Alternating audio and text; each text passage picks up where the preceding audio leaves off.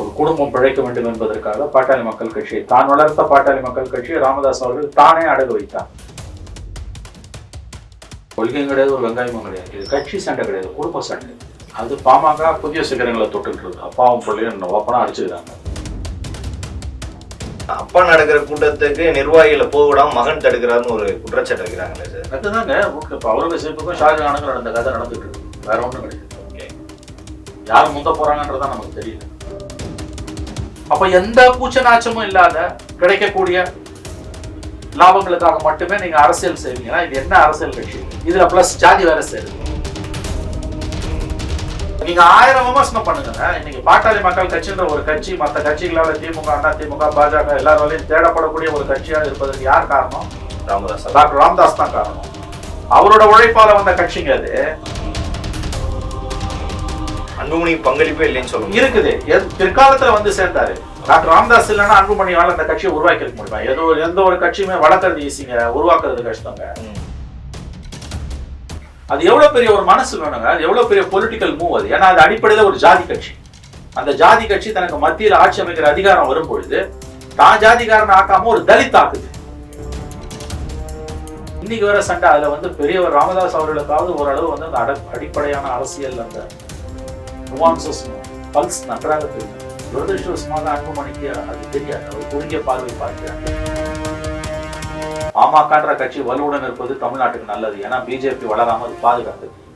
ஆனா அன்புமணி கண்ட்ரோலுக்கு போச்சுன்னா அது கண்டிப்பா பிஜேபியோட பி டீமா தான் போய் மாறி நிற்கும். அதுல எந்த சந்தேகமும் உங்களுக்கு வேணும்.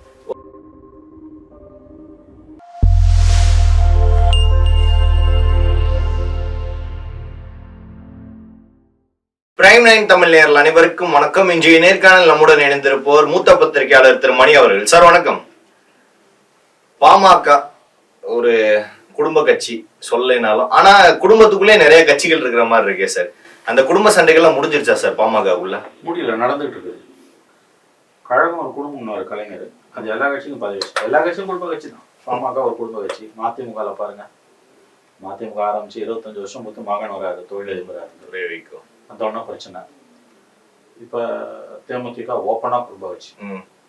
அதனால தமிழ்நாட்டோட சாபக்கேடு குடும்ப கட்சி. எஸ், அது பாமக புதிய சிகரங்களை தொட்டுட்டு இருக்கு. அப்பாவும் பிள்ளையும் ஓப்பனா அடிச்சுக்கிறாங்க. 87 வயசு அப்பாவுக்கு, மகனுக்கு வந்து 60 நெருங்க போகுது. இப்போ 80-60 வெல்லுமா? அதான் கேள்வி. இப்போ கொள்கையும் கிடையாது, ஒரு வெங்காயமும் கிடையாது. இது கட்சி சண்டை கிடையாது, குடும்ப சண்டை. குடும்ப சண்டை கட்சி போர்வையை போத்துக்கிட்டு நடுத்தருக்கு வந்து சந்தி சிரிக்குது. அவ்வளவுதான். பல ஆயிரம் கோடி சொத்துக்களை யார் கட்டுப்படுத்துவது என்பதுதான் பிரச்சனையை தவிர வேற எதுவும் கிடையாது. வெட்கக்கேடான அரசியல், மிக மிக வெட்கக்கேடான அரசு. டாக்டர் ராமதாஸ் அவர்கள் ஒரு காலத்துல மதிக்கக்கூடிய ஒரு தலைவராகத்தான் இருந்தார். தலித்துகளின் சடலங்களை வன்னியர் சமூகத்தினர் வசிக்கக்கூடிய பகுதிகள் வழியாக தலித்துகள் இறந்து போனால் அவருடைய சடலங்களை எடுத்து செல்ல முடியாது என்ற சூழல் இருந்தபோது தன்னுடைய தோளில் சுமந்து போய் சுடுகாட்டுக்கும் எரியூட்டு மையங்களுக்கும் எடுத்து சென்றவர் தான் டாக்டர் ராமதாஸ். அதனாலதான் அவருக்கு தமிழ் குடிதாங்க என்ற பெயரையே திருமாவளவன் நம்முடைய திருமாவர்கள் கொடுத்தார். 98 வாஜ்பாய் அரசு 2வது முறையாக பிஜேபி அரசு பதவி ஏற்ற பொழுது அதுல பாமகவுக்கு மந்திரியாகக்கூடிய வாய்ப்பு கிடைத்த பொழுது ஒரு வன்னியரை மந்திரியாக்காமல் தலித்தை மந்திரியாக்கினார். தலித் ஏழ்மலை என்பவரை மத்திய சுகாதாரத்துறை அமைச்சர் ஆக்கினார். அந்த அளவுக்கு ஒரு சமூக நல்லிணக்கம் பேணிய மனிதர் பிற்காலத்தில் மாறி போனார். இளவரசன் திவ்யா காதல் கதைக்கு பிறகு, தர்மபுரியில் நடைபெற்ற அந்த வன்முறைக்கு பிறகு தலித் அல்லாத கூட்டமைப்பை வெளிப்படையாக சாதி அரசியலை முன்னெடுத்தனர். தலித் அல்லாத ஒரு கூட்டமைப்பு என்கின்ற அப்பட்டமான சட்டவிரோத அரசியலமைப்பு சாசனத்துக்கு விரோதமான காரியத்தை செய்தவர் ராமதாஸ். தலித் அல்லாத கூட்டமைப்பு என்றதற்கு பெயர் வைத்தார். அதாவது ஒரு அரசியல் அணிச்சேர்க்கைக்கு தீண்டாமையை முன்னிறுத்தி கருத்துக்களை தெரிவித்தார். நல்லா ஞாபகம் வச்சுக்கோங்க. 2013 தலித் இளைஞர்கள் ஜீன்ஸ் போட்டுக்கிட்டு, டிஷர்ட் போட்டுட்டு, கூலிங் கிளாஸ் போட்டுட்டு லவ் பண்றாங்க. லவ் பண்ற எல்லாரும் ஜீன்ஸ் போட்டுட்டு கூலிங் கிளாஸ் போட்டுட்டு தான் லவ் பண்ணுவாங்க. கோமணம் கட்டிட்டு போய் லவ் பண்ண மாட்டான் யாரும். பெண்களை கவர்றதுன்னா நல்லா டீசெண்டா ட்ரெஸ் பண்ணிட்டு தான் போகும். இது ஒரு அடிப்படையான உண்மை. இதை கூட வந்து அவரு சாதிய ரீதியா பார்த்தார். தலித் அல்லாத கூட்டமைப்புன்னு ஒன்று உருவாக்கியவர் ராமதாஸ். ஸோ அப்பட்டமான ஒரு சாதிய கட்சி. நம்முடைய திருமாவர்கள் சொன்னது போல பாமகவும் பாஜகவும் இருக்கக்கூடிய கூட்டணியில் நான் இருக்க மாட்டேன் என்று சொன்னதான் சரியான நிலைப்பாடு. இன்றைக்கு அந்த கட்சியில என்ன பிரச்சனை நீங்க சொல்லுங்க. மகனை தலைவர் பதவியில இருந்து நீக்கி தானே தலைவர் ஆகும் போது அப்பா என்ன சொல்றாரு? இந்த முடிவுக்கு சில காரணங்கள் இருக்குன்னா அவற்றை ஒவ்வொன்றாக சொல்ல வேண்டாம். ஏன் சொல்லல? அவர் இப்ப வரையும் சொல்லல சார். அப்ப என்ன நடக்குது அந்த கட்சியில, அதை பத்தி நம்ம ஏன் பேசணும்? ஏன்னா அப்பா நடக்கிற கூட்டத்துக்கு நிர்வாகிகளை போவிடாம மகன் தடுக்கிறாருன்னு ஒரு குற்றச்சாட்டு வைக்கிறாங்களே சார். அதுதாங்க இப்ப அவுரங்கசீப்புக்கும் ஷாஜகானுக்கும் நடந்த கதை நடந்துட்டு இருக்குது, வேற ஒண்ணும் கிடையாது. ஓகே, யார் முந்த போறாங்கன்றதான் நமக்கு தெரியல. நான் கேட்கறது என்னன்னா, ஒரு கட்சியில பிளவு வர்றதுக்கு பல நேரங்கள்ல அரசியல் காரணமா இருக்கும், சில நேரங்கள்ல வந்து தனி மனித உறவுகள் சிக்கல்கள் காரணமா இருக்கும். இங்க எது காரணம்? கொள்கை ரீதியா உங்களுக்குள்ள ஏதாவது பிரச்சனையா? ஒரு பிரச்சனையும் கிடையாது. கொள்கையே பிரச்சனை கிடையாது. கொள்கையே உங்களுக்கு முதல்ல கிடையாது. பிஜேபியோட போறதா அண்ணா திமுகவோட போறதான்ற கதையே கிடையாது. ராமதாஸ் அவர்கள் தமிழ்நாட்டிலேயே பிஜேபியுடன் அதிக முறை கூட்டணி வைத்த ஒரே கட்சி நம்முடைய பாட்டாளி மக்கள் கட்சி.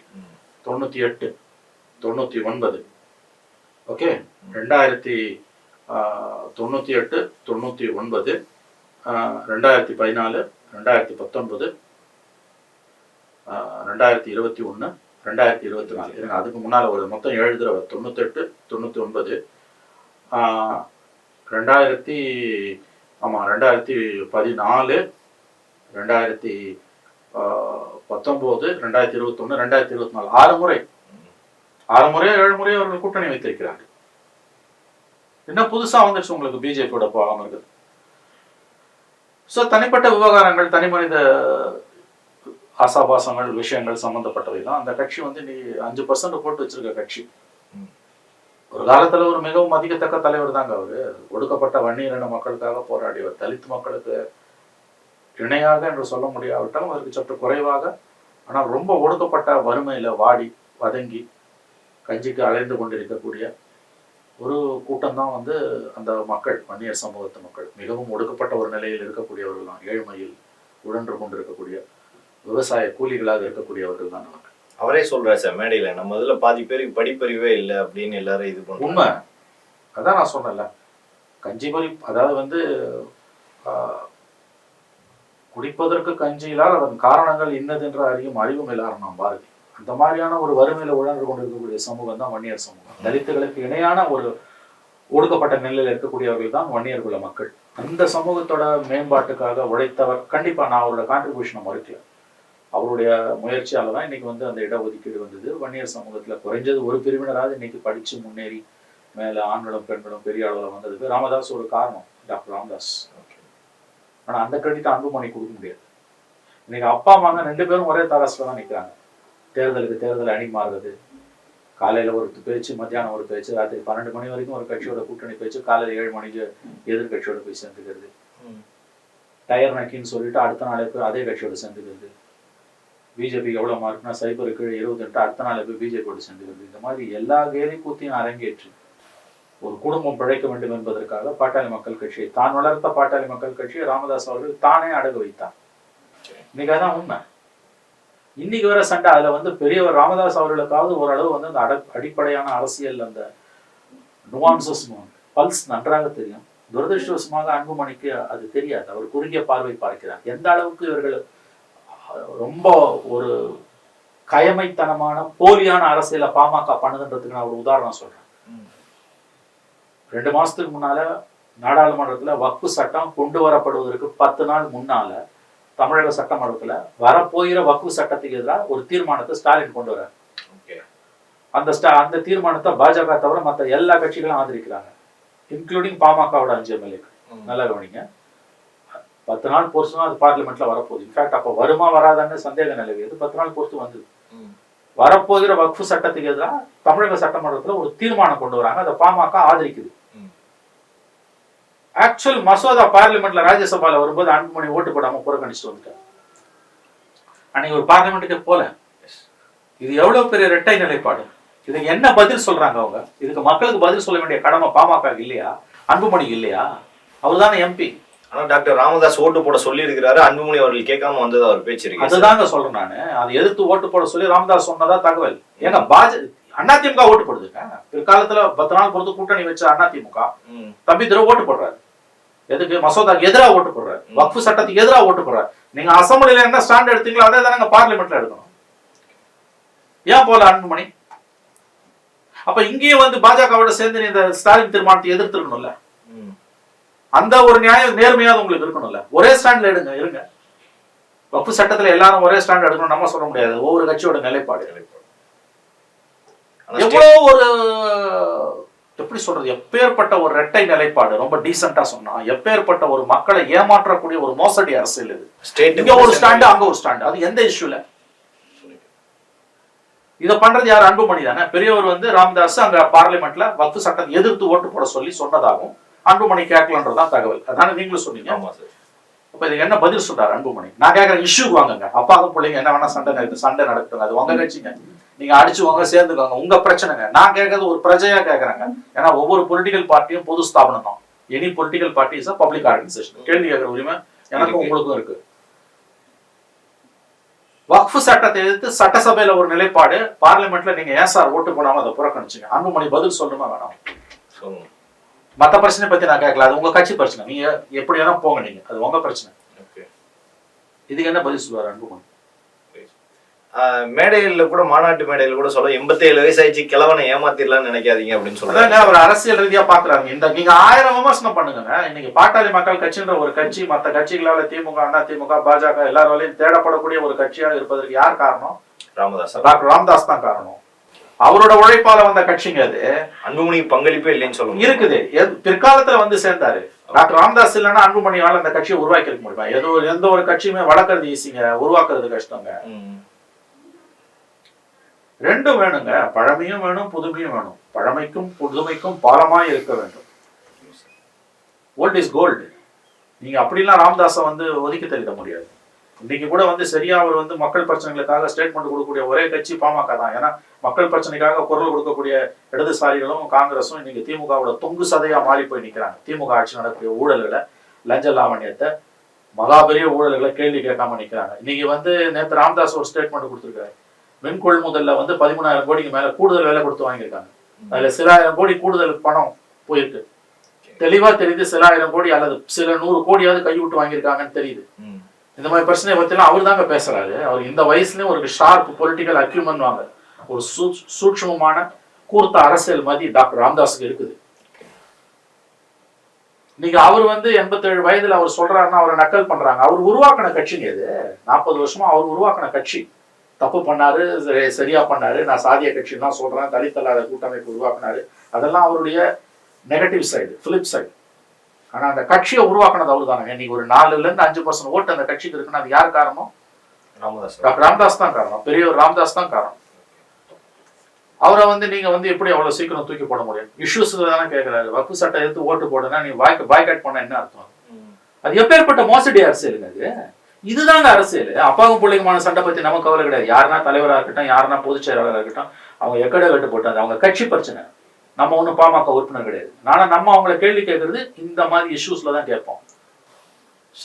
வக்ஃபு சட்டம் கொண்டு வர போற சட்டம், அது எப்போ கொண்டு வருவானோ தெரியாது, கொண்டு வருவானா மாட்டானு தெரியாது. அந்த நேரத்துல முந்திரி கொட்ட மாதிரி நீங்க ஒரு தீர்மானத்தை சட்டசபையில கொண்டு வரீங்க. அந்த தீர்மானத்தை ஆதரிச்சு வக்ஃபு சட்டத்துக்கு எதிராக ஓட்டு போடுது பாமக வீராவேசமா. ஆக்சுவல் மசோதா வரும்போது பாய்காட்னா என்ன மோசடி அரசியல் இது? யாருமே பண்ணாத மோசடி அரசியல் இது. இதை கேள்வி கேட்க நாதி இல்ல. அவங்க கட்சியில இருக்கிறவங்க எல்லாம் கொள்கையை பற்றி யோசிக்கிறதோட அதிகமா அவங்க ஜாதியை பத்தி யோசிக்கிறாங்க. அடிப்படையில அது ஜாதி கட்சி தானே. ஆனாலும் அவர்கள் ஒடுக்கப்பட்டவர்கள் என்பதால மற்ற ஜாதி கட்சிகளை மாதிரி அவங்கள நம்ம அவ்வளவு ஆக்ரோஷமா பார்க்க முடியாது. ஓரளவு ஒரு சாஃப்டா தான் வண்டியர் சங்கத்தையும் பாமகவையும் பார்க்கணுன்றத நான் ஒப்புக்கொள்கிறேன். அவரு அந்த அந்த அந்த அந்த அந்த முத்திரம் வந்துடக்கூடாதுன்ட்டு தான் டாக்டர் ராமதாஸ் வந்து முதல்ல மத்தியில், ஏங்க அது ஒரு பெரிய மனசு வேணுங்க. மத்தியில முதல் முறையா ஆட்சி அமைக்கிறாங்க வாஜ்பாய் கவர்மெண்ட். ஃபர்ஸ்ட் 2வது வாஜ்பாய் கவர்மெண்ட். முதல் கவர்மெண்ட் 5 நாள்ல கவுந்துருது. அப்ப தான் ஜாதிகாரனை ஒருத்தனை ஆக்காம தலித்து தானங்க அவர் ஆக்குனாரு. அவருக்கு அந்த பெருந்தன்மை இருந்தது இல்லை. ஒரு காலத்திலேயாவது அவருக்கு இருந்தது இல்லைங்க. அவருக்கு ஒரு காலத்திலேயே அவர் சமூக நல்லிணக்கத்துக்கு பாடுபட்டார் இல்லைங்க. அதை சாதிச்சு காமிச்சார் இல்லைங்க அவர் பெரியவரு. இவர் என்ன பண்ணாரு? அது எவ்வளவு பெரிய ஒரு மனசு வேணுங்க. அது எவ்வளவு பெரிய பொலிட்டிக்கல் மூவ் அது. ஏன்னா அது அடிப்படையில ஒரு ஜாதி கட்சி.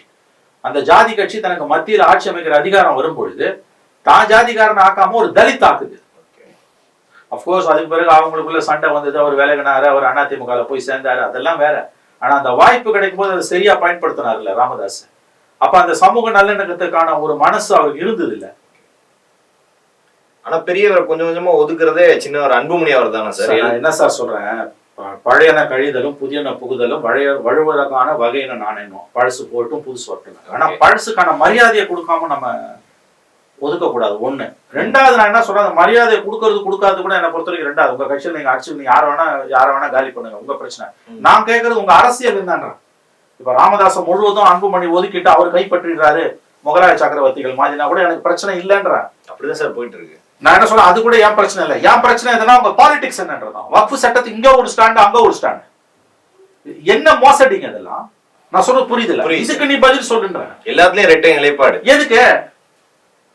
சாயங்காலம் 12 ராத்திரி 12 மணி வரைக்கும் விடிய அதிமுகவோட பேச்சுவார்த்தை, காலைல 7 மணி பிஜேபி.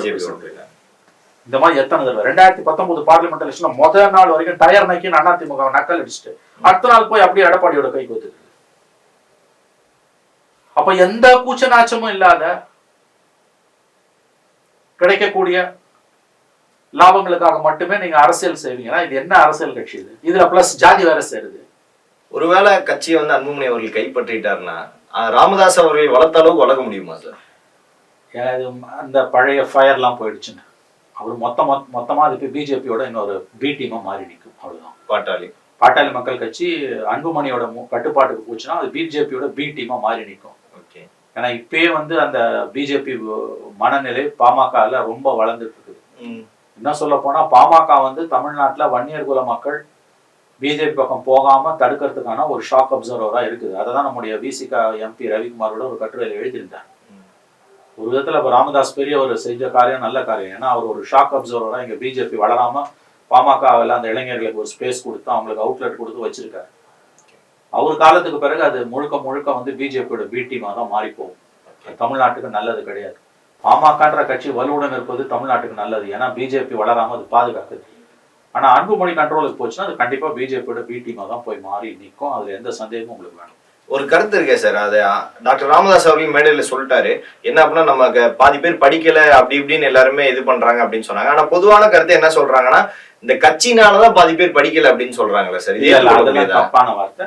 அவங்களுக்கு எவ்வளவு நன்மைகளும் விளைஞ்சிருக்கு இடஒதுக்கீடு. நான் என் கண்ணால பாக்குறேன். 10 வருடங்களுக்கு முன்பு சிவில் சர்வீசஸ் எக்ஸாம்ஸ்ல வன்னியர்களோட ரெப்ரசன்டேஷன் இன்னைக்கு நிறைய பேர் இன்டர்வியூக்கெல்லாம் வராங்க. நான் பார்க்கிறேன். எனக்கு அந்த துறையில ஓரளவு எனக்கு பரிச்சயம் உண்டு என்பதால்.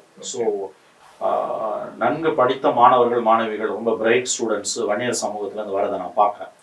அதெல்லாம் உண்மையிலே டாக்டர் ராமதாஸ் அவர்களுடைய சாதனை தான். அவரால் நிறைய நன்மைகள் அந்த சமூகத்துக்கு விளைஞ்சிருக்குன்றது உண்மை. பட் இன்னைக்கு ஏற்பட்டிருக்க நாங்க 1000 தப்பு பண்ணாலும் அவர் ஒரு அரசியல்வாதிங்க. நீங்க உறுதியா சில விஷயங்கள்ல ஒரு ஸ்டாண்ட் எடுக்கிறார். திமுகவை எதிர்க்கிறதாகட்டும், பிஜேபி வக்ஃபு சட்டம் மாதிரியான விஷயங்களை எதிர்ப்பதிலே அவர் டாக்டர் ராமதாஸ் வலுவான ஒரு நிலைப்பாடு எடுக்கிறார். துரதிருஷ்டவசமாக டாக்டர் அன்புமணி ராமதாஸ் அவர்கள் வெளிப்படையா பிஜேபி, அதாவது முக்கியமான எல்லா பிரச்சனைகளிலும் பிஜேபி சொல்றதை கேட்டு சொற்படி கேட்டுதான் டாக்டர் அன்புமணி நடந்துகிறார். இது பாமக மிகப்பெரிய ஆபத்து. டாக்டர் அன்புமணி ராமதாஸ் பாமகவை முழுவதும் தன் கட்டுப்பாட்டுக்குள் எடுத்தால் அது தமிழ்நாட்டுக்கு நிச்சயமாக பாமகவை பிஜேபியோட பி டீமாக தான் மாற்றும். அது தமிழ்நாட்டுக்கு பேராபத்தை தான் உருவாக்கும் நான் நம்புறேன்.